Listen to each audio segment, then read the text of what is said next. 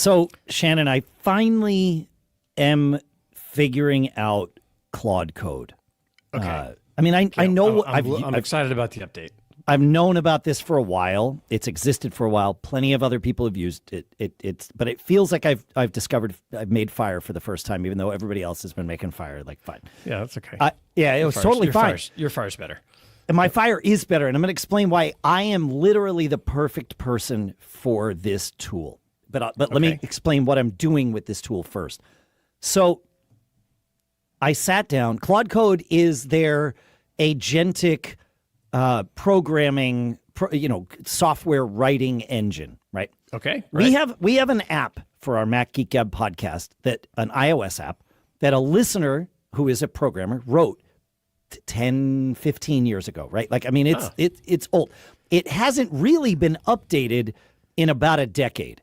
Now, if you've ever developed for the App Store, even if you just want to release like a little bug fix or something, if your code is not up to snuff with all of Apple's latest frameworks and dependencies, you can't even push a bug fix update, right? It makes you implement these new things, right? Yes, even though your app doesn't look any different, like the core of it needs to update. And that's not a complaint. That's largely for good reason, right? But it is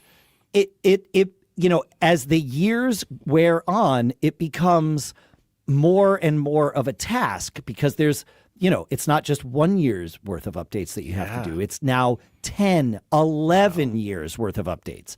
Yeah. And and we really haven't done anything with it. And it still this works. App, does it just allow your listeners to listen to you directly, or what is it? Yeah, they can listen to the show. We have a bookmarking feature in there so that you can bookmark spots in the episode and come back to it later. We have a whole, it does this on device. It indexes the content of every episode so you can search for things and find the results really fast. It'll let you listen to our live streams. It has all of it.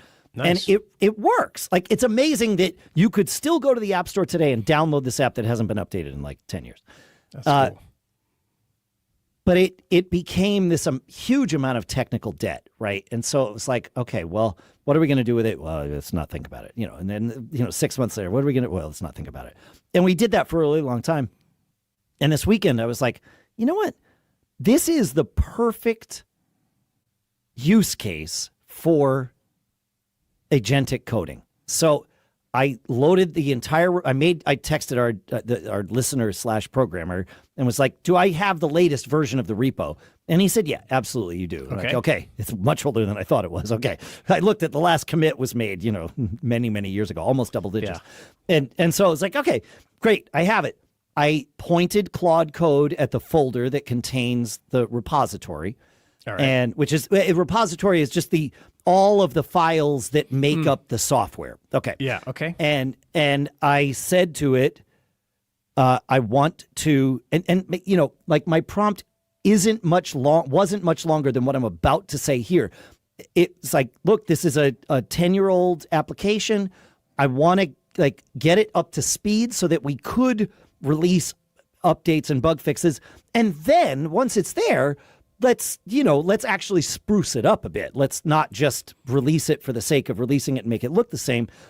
Since the last update to the app, we've been putting bespoke episode images in because that started to become a thing. Yeah. And our app doesn't show those in the list. And so I was like, maybe we'll do, but step one.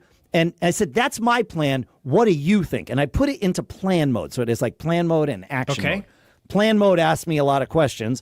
Action mode just jumps to action. But this was the beginning, so I put it into plan mode. It said, all right, let me take a look. And about 5 minutes later, it came back and it said, okay, I see what we have here. I see what we're working with. It's all written in Objective-C. None of it's in Swift. I think it would be cool at some point to convert it all over to Swift, which is Apple's language for writing apps. But that's going to be phase 2. Phase 1 is going to be, let's just get it to the point where we could actually consider submitting it even just to beta testers, because you can't even do that if it's not up to snuff. Yeah. And so I was like, okay, great. Sounds good. Go.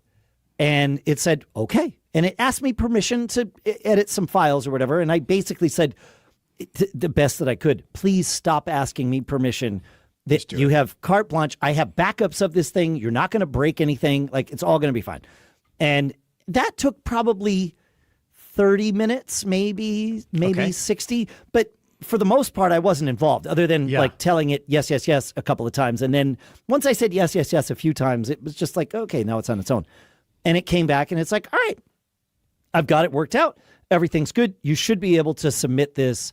And you know, so the first thing I did was I ran it on my iPhone and made sure it works. And I was like, okay, yeah, it works. Yeah. But the version in the App Store works. So whatever, like that wasn't a big of a deal. Sure.